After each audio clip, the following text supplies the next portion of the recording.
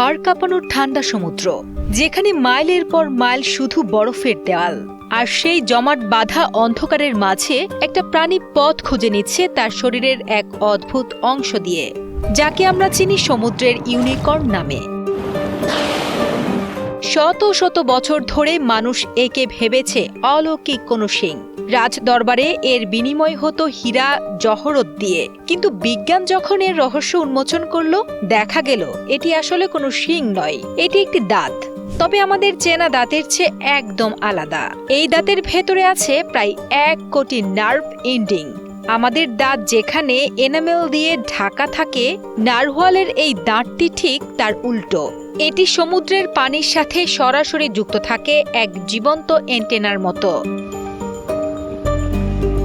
এই কোটি কোটি স্নায়ু দিয়ে যে অনুভব করতে পারে সমুদ্রের লবণাক্ততা, তাপমাত্রা আর পানির চাপ, যখনই সমুদ্রের বরফ জমতে শুরু করে তার এই ষষ্ঠ ইন্দ্রিয় তাকে জানান দেয় ঠিক কোথায় ফাটল আছে, কোথায় গেলে সে শ্বাস নিতে পারবে।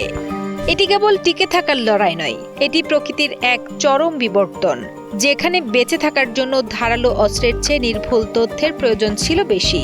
এই দীর্ঘ দাঁতটি আসলে তার চোখ আর কান হিসেবে কাজ করে এই প্রতিকূল পরিবেশে। আমরা হয়তো ভাবি প্রকৃতিতে জয়ী হতে গেলে পেশাশক্তি বা ধারালো নখ প্রয়োজন, কিন্তু এই অদ্ভুত সুন্দর প্রাণীটি প্রমাণ করে দেয় চরম সংকটে সবচেয়ে বড় অস্ত্র হলো অনুভব করার ক্ষমতা। মানুষ কি কখনো পারবে প্রকৃতির এই নিখুঁত সেন্সরকে টেক্কা দিতে?